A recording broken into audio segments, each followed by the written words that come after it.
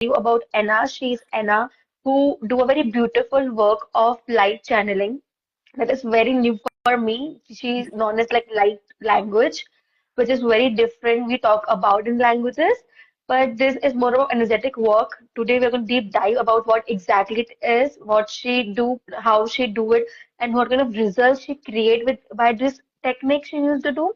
This is something new for me as well, and I'm so super excited to be know about this thing with what exactly it is and how we can channel it in our own self to have a better lifestyle. So welcome, Anna. Thank you for accepting my life. Thank you so much. I'm really excited to talk Yeah. about it because, as you said, light language, there is a bunch of people doing it, but it's still something really new, and a lot of people don't know about it. And it's such a potent work.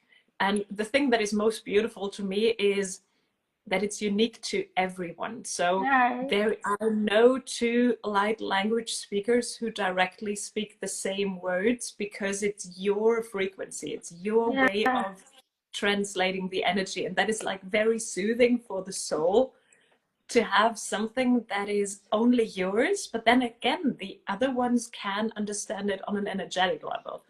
So Right. Yeah.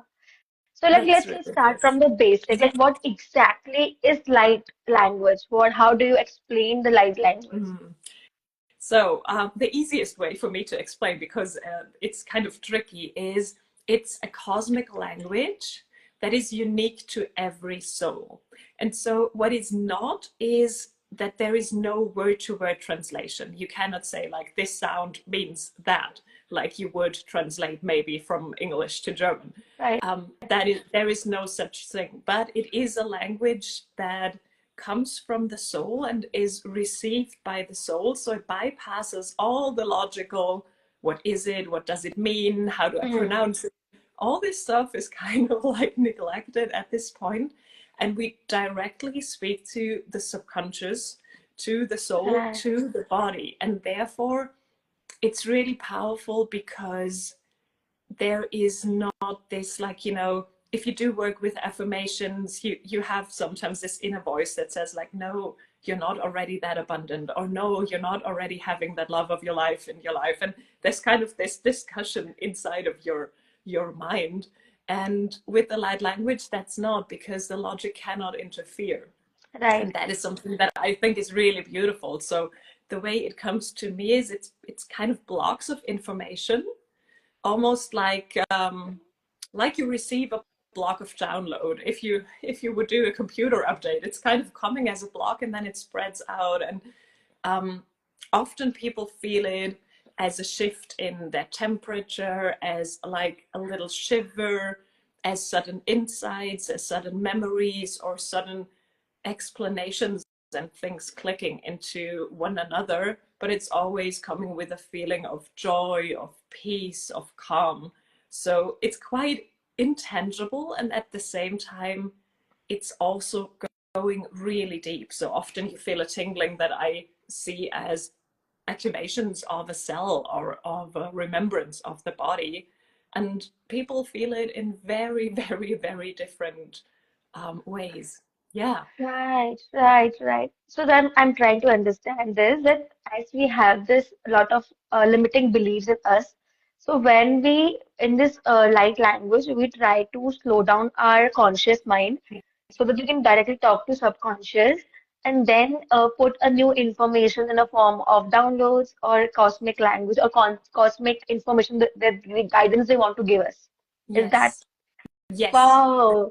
Okay, this is beautiful. I think the when you talk about affirmations, na, I feel they are very superficial. Like sub, Yeah. if you are not, if your subconscious mind is not able to accept those thoughts, they're just nothing. They're doing nothing. Yeah.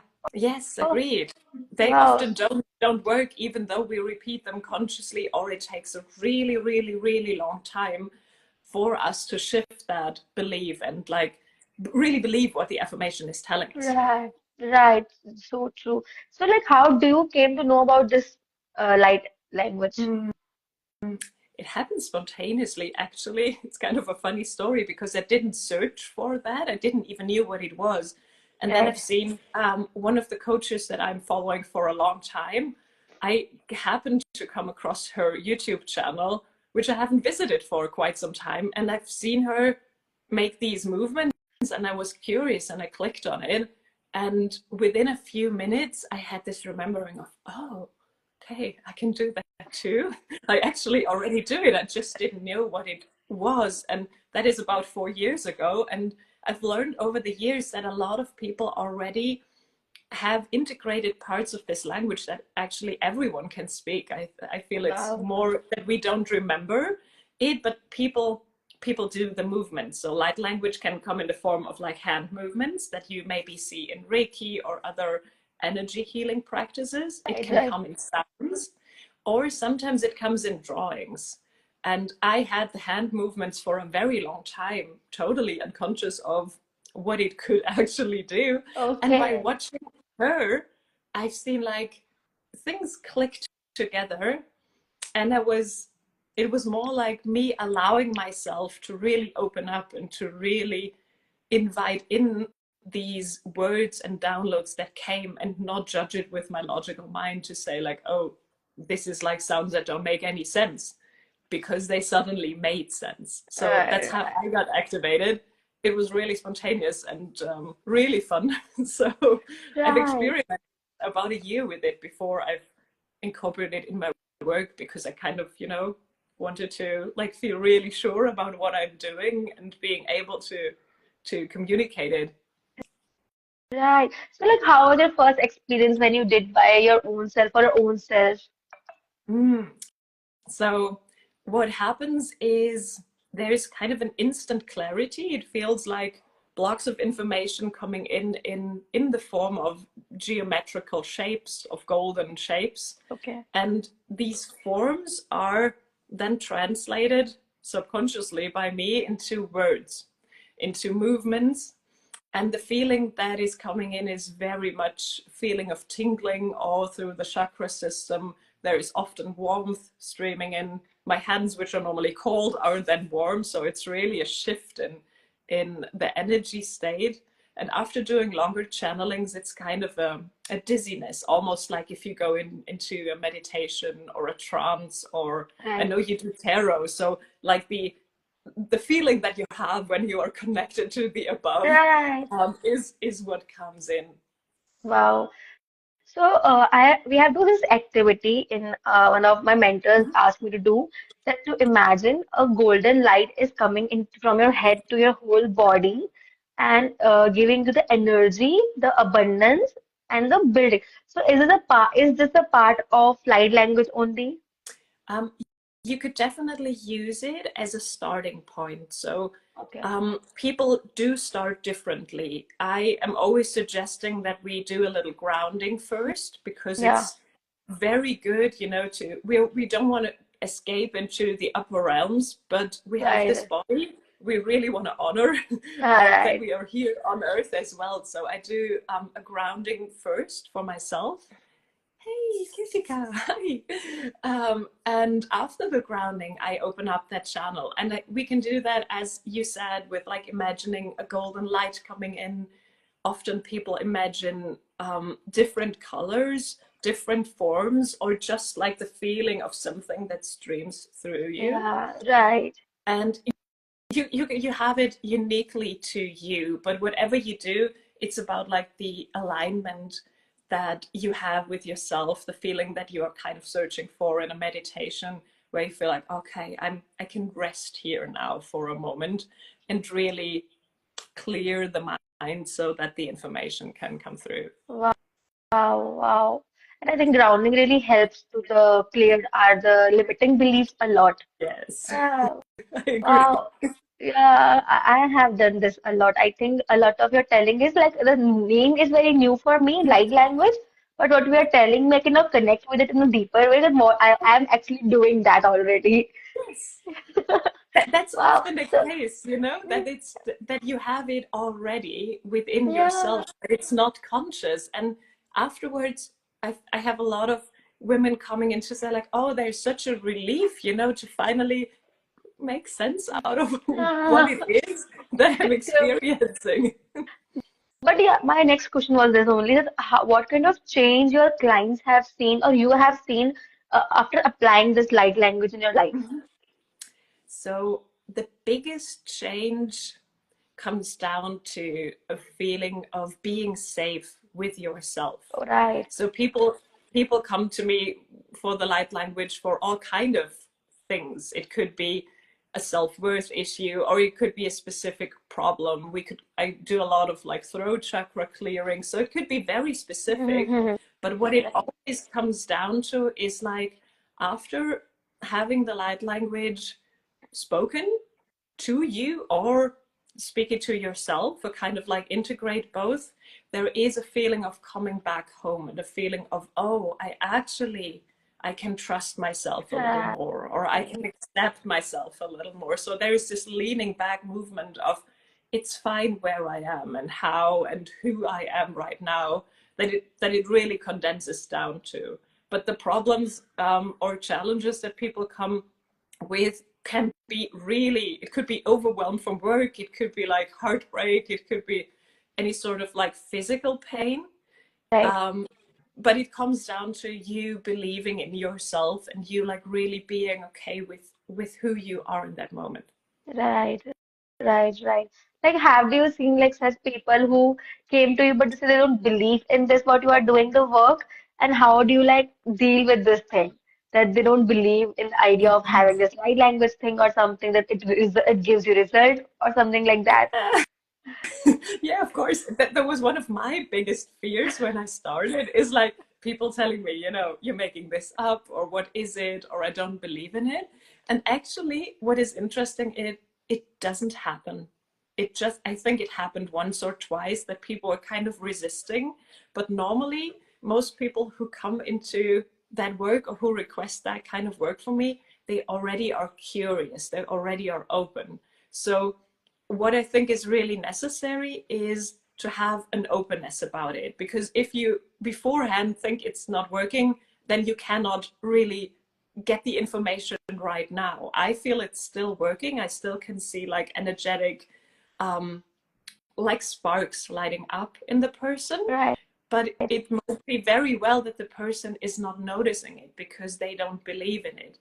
Right. Um, so what I do, maybe similar to like you operate when someone comes to you and is not quite sure if they believe, um, in the tools you offer, is that I give them a lot of safety and space to talk about what it actually is that makes them insecure, because normally it's a Right. belief of I need evidence or I need to have control. And once we have been able to clear that, they can accept it in. So it's often not in the first sessions of work if it's very Right. new to people. So there needs to be like kind of an openness sometimes. If people already know what light language is or really curious and open, then we can start with that. But sometimes Wow. it's like too much for the first, you know? Wow, this is beautiful. But what other things you have done besides than this light language that you have done? Like, how do you plan sessions for your clients? What more you include in that? Yeah. It really depends. So I do a lot of mindset work. That's how I started, really Right. working with limiting beliefs, with shifting the self-image that kind of dictates how we Right. operate in life. But what I felt over the years is that this is kind of not enough. So I needed a body part, the female part that Ah, interwaves with the masculine, ah, logical, this is the true. limiting belief and this is how we clear it. So Right. um, we normally start out with identifying what is the challenge right now. And then we go into the mindset work, and then we very quickly go into energetic work and really going into into like Right. energy work to release stress from the body, energy work to clear out the blocks. And then at some point the light language can come in. So I do a lot of tapping, I Wow. do a lot of like psychic healing, chakra alignment to Right. open the flow up, so that the limiting, like you said with the grounding before, if you're grounded, it's so much more easy for the limiting Yeah. beliefs to like flow out. So that's a big part that I've integrated over the years. And for some people, we incorporate rituals, like really working with the moon phases or Right. intentionally working with herbs and candles and crystals to have Right. something tangible. You know, sometimes we need Right. something to hold on so that it Yeah. can accompany us in our lives. Right. I think when you're talking about this, I also realized that when I started my mindset workshop thing, I felt like a lot of left in your body. And I Mm-hmm. thought that we need to go into our body to heal a lot of things. Like, when breakup happens, we can feel it in our body, we can feel it in the chest. So I go deep down and understood that how emotions store in our body and why do we need to release it from body as well. We are working on limiting beliefs, but that's in the head, but something will again happen and the body will feel it. So we need to work on this on a deeper level to release our pain from our body as well. And this Mm-hmm. gave me a huge shift in my own career, in my own self, because I can feel it how emotions are literally stored in this body part.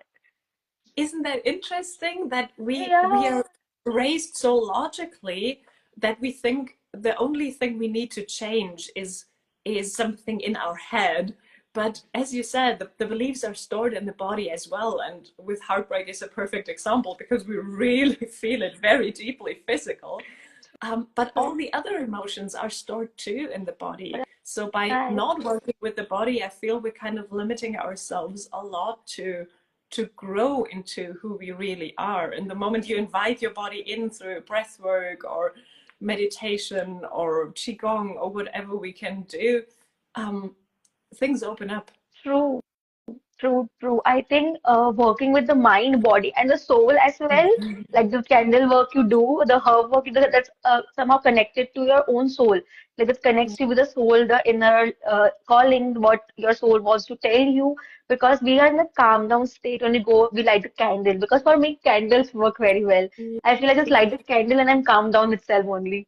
Yes. So, working with all the three parts that to have a complete healing, to have a complete working on the self is something I've seen a huge shift in. Yes, I agree. I agree. And I feel it's like puzzle pieces together when you like Yeah, finally true. combine those. And I think Yeah, last time we talked about the masculine and the feminine work, yeah, and that's like the balance I feel that really helps our soul to find that peace and calm when correct. we do connect these things and we like kind of condense it into inviting everything, not just the mind or not just the body, but like really bringing that together, that Right. really soothing feeling that comes up. True, true, true. I think we are in a state like in India, I have seen that women are way, way more masculine. And Mhm. that affect their relationship, their work, their own body. Like I was recently reading some like part or documentation where they were telling that nowadays the PCOD has rise a lot. We have this vaginal trauma, we have female weather, throat issues. Mhm. And the reason is because then we go, and there was no some scientific reason कि why this is happening. But then my spiritual teacher was telling us why this is happening because female are trying to be masculine. So they hate periods. They're like, we don't want periods because they're disturbing their, work process, everything. So they're hating their part of being a female. Yes. Yes. It's interesting that it's the same here in Europe.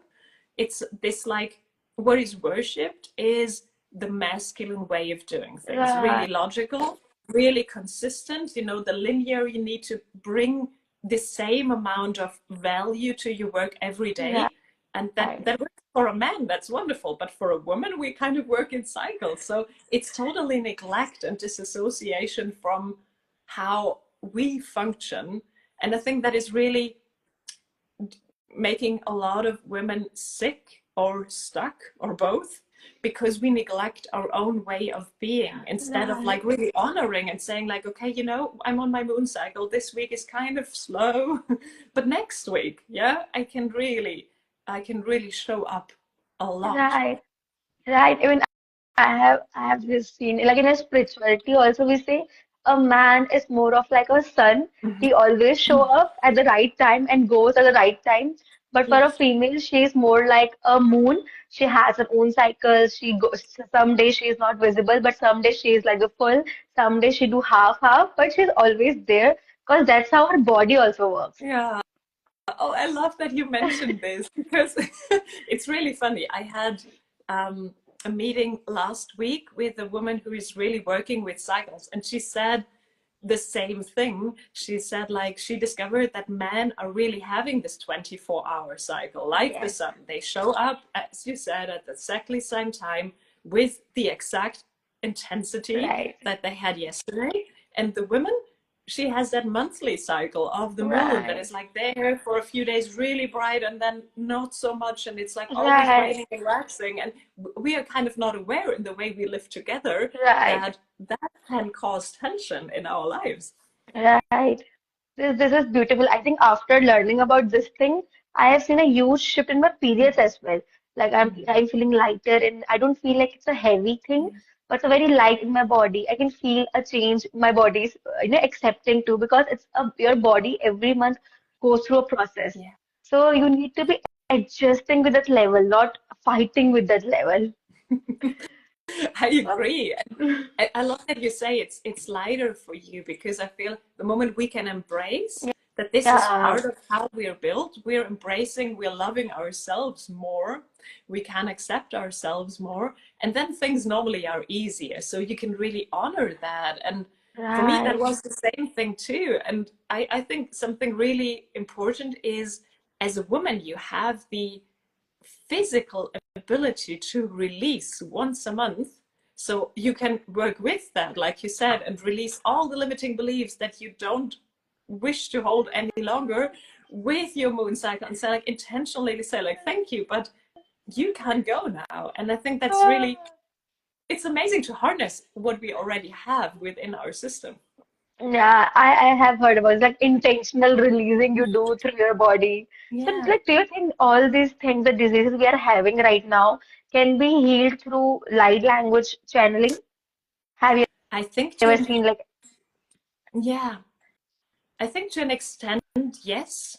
I would never say it's the only thing, because, we are kind of like a combination of a lot of things. So I right? do it, I do it daily for myself, and Okay, a lot of my clients are able to, like, incorporate that into their daily routine as well. The ones who speak already, or the ones who sometimes I record a light language for a specific challenge, and then I invite my clients to watch and rewatch that for a period of time until they feel it's getting lighter or things are moving on. So right. I wouldn't say, like, it's the only thing to do, but I think it's really a super helpful way to include or to combine the light language with other work. So I do a lot of tapping with the light language together, which I think is really beautiful.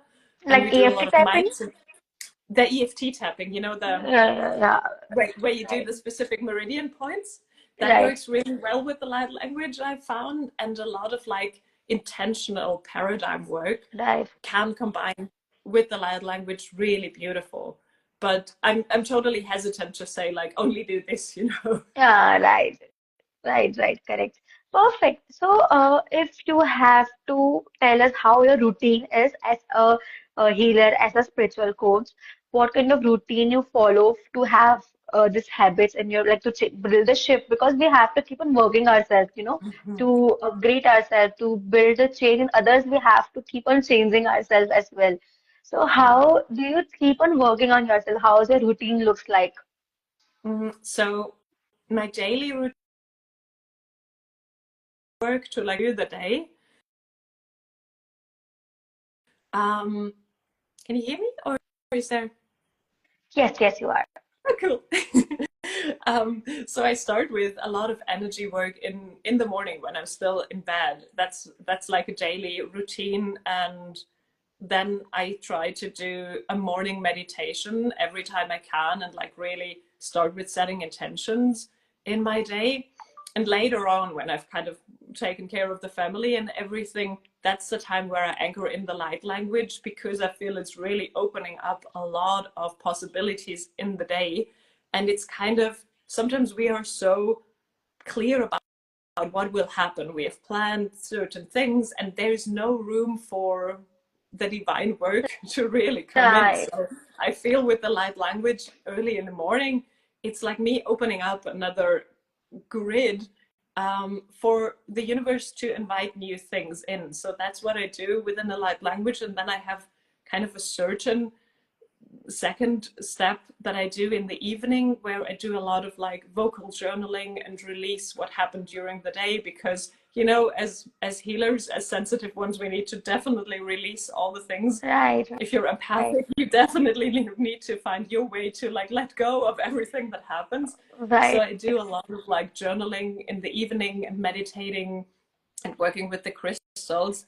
But I don't think everything of that is really necessary daily. I feel like if we could do just one thing daily, and maybe have a second day in the week where we really allow ourselves to, for many people it's Sunday, to say like, oh, I'm taking more time for myself and I'm right. comforting me with more things. And I love to like learn in the evening. So that's kind of my growth practice, is in the evening I'm always studying and learning new things and practicing new tools.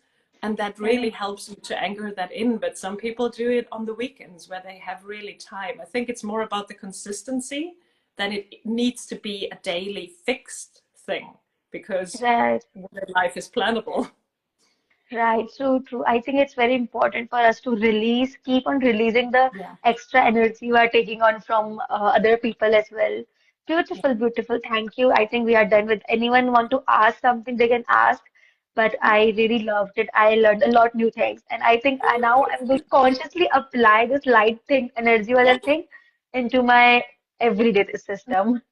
Oh, that's so beautiful. Let me know Uh, how you're feeling with it, how it's Definitely, incorporated definitely. into your life. That's really Perfect. beautiful. I'm curious about that. Perfect. Thank So, you. yes, thank you, Anna, for joining us, giving us beautiful information about this light language. I think it's a very beautiful thing to start with, Mhm. to start a healing journey or a spiritual journey to connect with the higher self. So, Yes, I perfect. agree. Thank you so much, my dear. I'm wishing Perfect. you a wonderful day, and Thank I'm you. really happy that we connected and in Finally. both ways. Yes, Thank you. definitely. Thank you. Bye. Bye-bye.